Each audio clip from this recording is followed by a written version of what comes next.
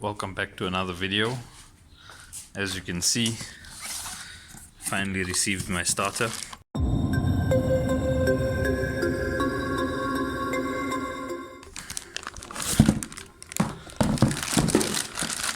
Looks like it could be the right one, but I'm just going to compare it to the 2.8 starter to make sure that it is indeed correct. Brand new. It's not an OEM starter, but at least it is brand new, so I know that it's going to work for what I need it to do. So let's put it side by side with a standard 2.8 starter. So right off the bat you can see that it's clocked a bit differently. So the way the holes lined up with the bendix, it's totally different compared to this one over here. And the reason for that is because the 2.7 has the turbo in the way. So what that means is that you need to relocate your actuator so that it isn't in the way of the turbo. So now what I'm going to do is I'm going to try and install this starter onto the motor and see if it works, and hopefully it does fit.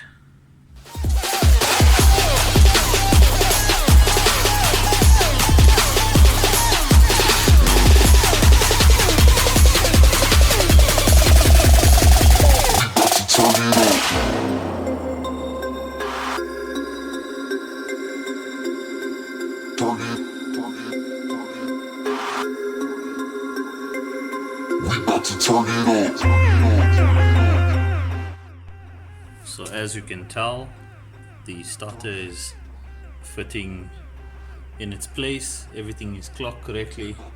I just need to install the two bolts that hold everything in place once the starter or the motor is assembled with the gearbox, but I think that goes in from the other side, so I'm gonna leave it like this for now.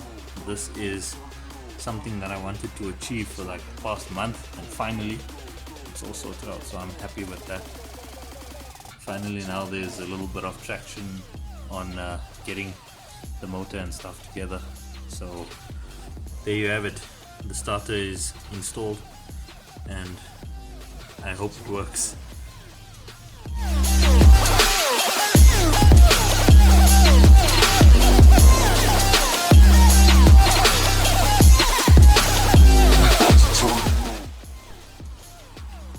Well, this is a bit of a surprise, I'm sure. So when I last posted a video, I was busy cleaning parts and getting things ready, and the reason for that was because I was buying time, and I managed to buy this engine hoist that will help me in getting the motor into the car. So now that I've got it, we can get the motor into the car. I've started by assembling the engine and gearbox together, so now all that's left is for me to bolt up the flex plate and the torque converter, and that should be it. I then need to just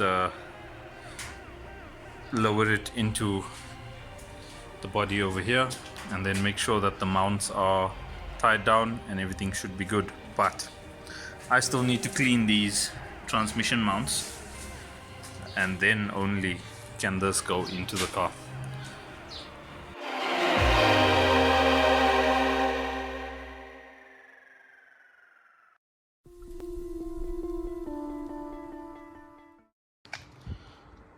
I think the last time I filmed was probably about 11 months ago, and the reason for that is because we were waiting on parts that I couldn't find. So I've finally been able to source those parts. That's this bag over here and this bag over here. As you can see, my workspace has changed quite a bit. That's because life has changed a little bit, but we're still, the goal is to get this car sorted out, so we're still working on that and getting that done.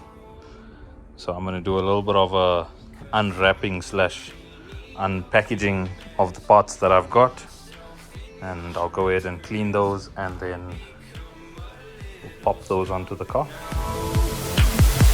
So strong.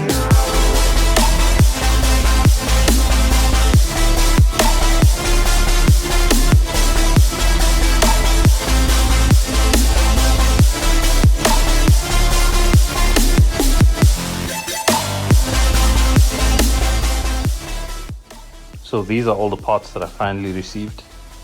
I've been looking for these parts for probably over 2 years now, and it just so happens that I stumbled upon them about an hour's drive away from where I'm currently staying.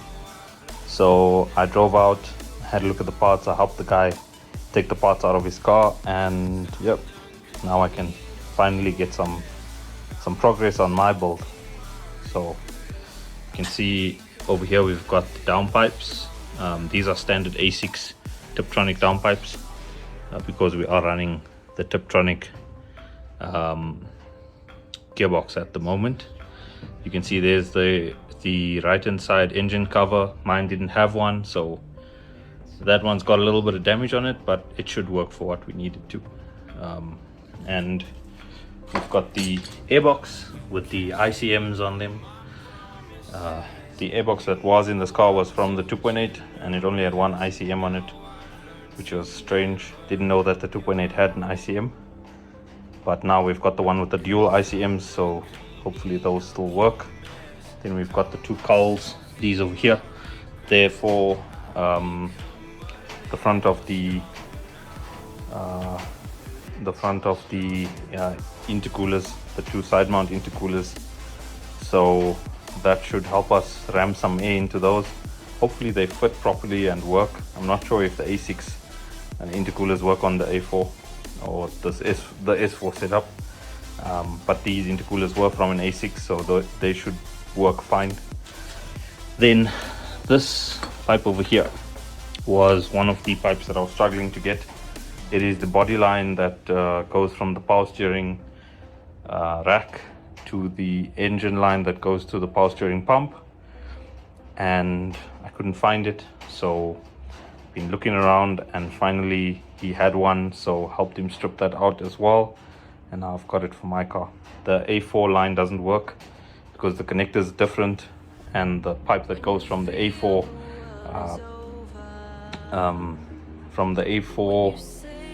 pump, the power steering pump, is different to the one that goes to the A6 one. Because of the intake manifold being different, those pipes are different. So in an effort to make it work, I cut my power steering line up that goes to the pump, so I got his one as well, and that'll fit on my pump.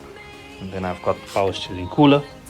Don't know if this is going to work because the A6 looks like it has a lot more space behind the bumper in front of the condenser than what the A4 does, so that's going to be trial and error as well. Otherwise I'll just use this one here that I've got and make it work.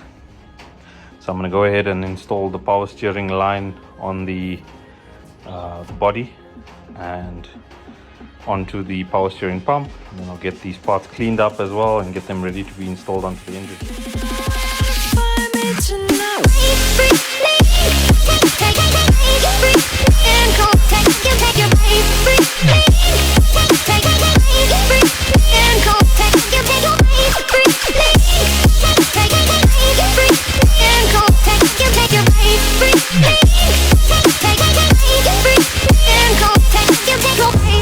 When you feel the world is over, when you say you're feeling lonely, if you ever need a shoulder, you know where to find me. Stop chasing all the city lights, breathe me in, go. So I've just cleaned up all of the parts that I had, and now I'm going to go ahead and install the body line into the car. You know where to find me tonight.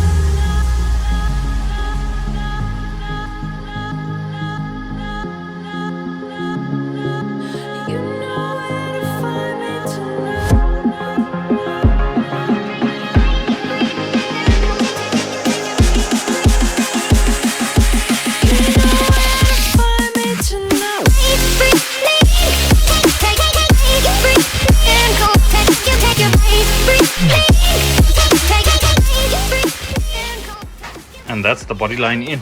So this is the part that connects to the line that goes to the power steering pump and runs all the way along here. And there's a banjo bolt in there that secures it to the rack, similar to this. So that's done.